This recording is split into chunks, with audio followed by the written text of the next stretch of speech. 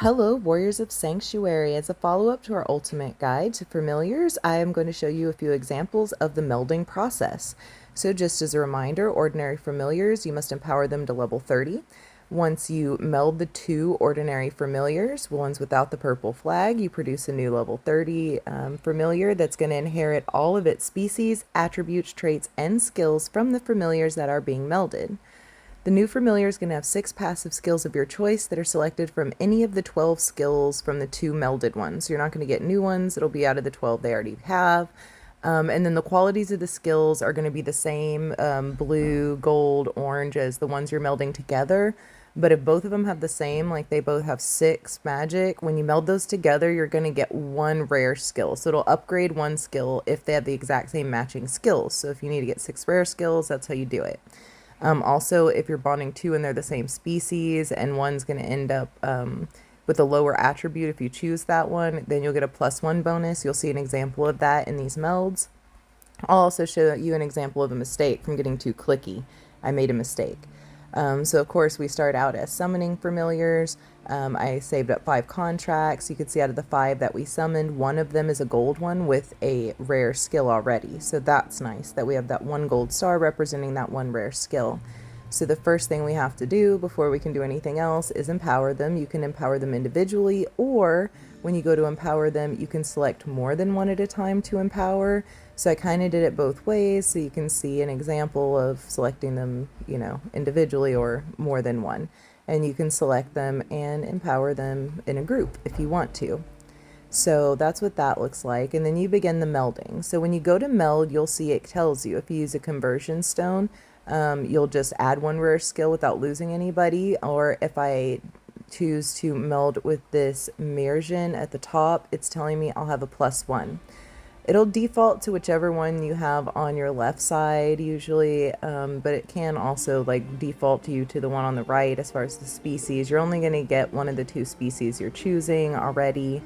You're not going to get any other new species, like a conversion could produce all new species. This one is just going to produce that.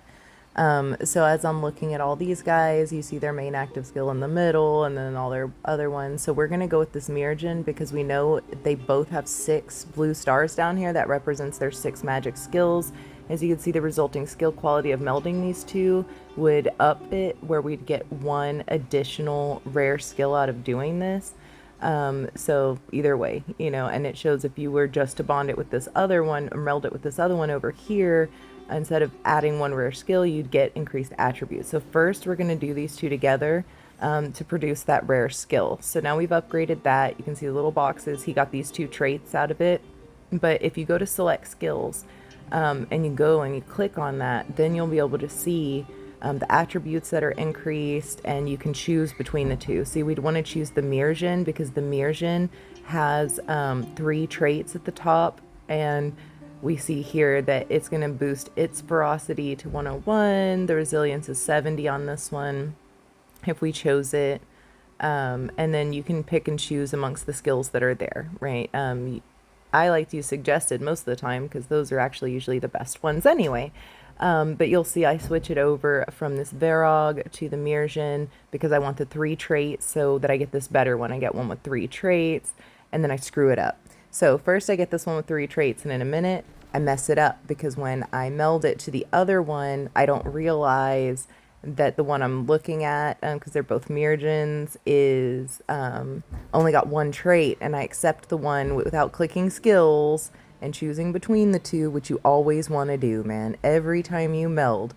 So with this, I know if I meld it with this one, it's telling me I get 1 increased attributes for sure, and then I also get an additional rare skill. So of course I'm going to meld these 2 together because now I will have one that has 2 rare skills, and then I screw it up because I choose the one with only 1 trait. If I click that select skills and chose between the 2, the other one probably would have had 3 traits and then 2 rare skills, and I totally blew it by getting too clicky and just seeing the gold Mirjin and being like, cool, gold Mirjin, 2 rare skills, and I did not stop to look at those traits. And then I want to kick myself because now I just have 1 trait on that one, and I felt kind of like a moron. So anyway, don't get over clicky. Click that skills one. Don't be like Mistress Yoda. Be calmer. I was trying to get this video to you guys, and I was just clickety clackety away here. Now, if I go to do this one, so you may ask, like, why are you going to do this if the resulting skill quality of what you get is going to be the same? Because in this case, I have a chance that I'm going to boost the attributes, okay? And some of the attributes see on here on this one on the left, I'll get one with three traits, and then the attributes are all boosted. And you see at the very bottom that resilience is going to be 46 plus 1.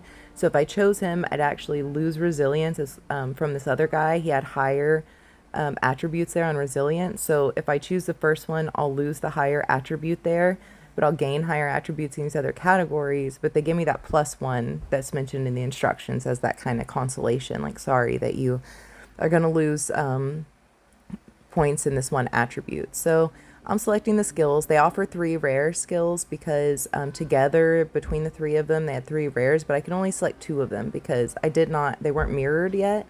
So I couldn't just get the additional rare skill, so I can't like just pick 3, but it'll highlight the boxes in gold like that, saying you can put 2 golds and then you have to pick 4 blues. You see how the outline of the boxes shows that.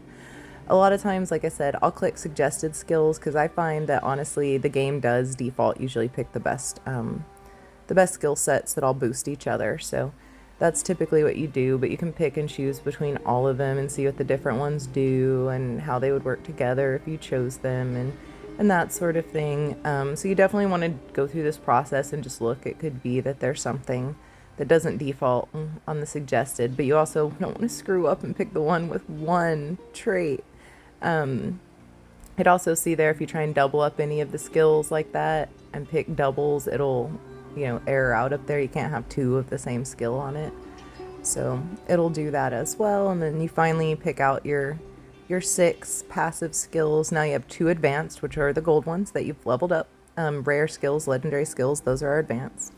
But anyway, now I picked all that and I did the actual meld, and this is the guy I got out of it, and he's got 3 traits and all of those things.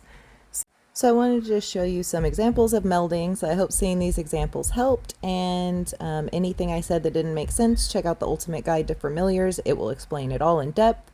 But until next time, Warriors of Sanctuary, happy gaming!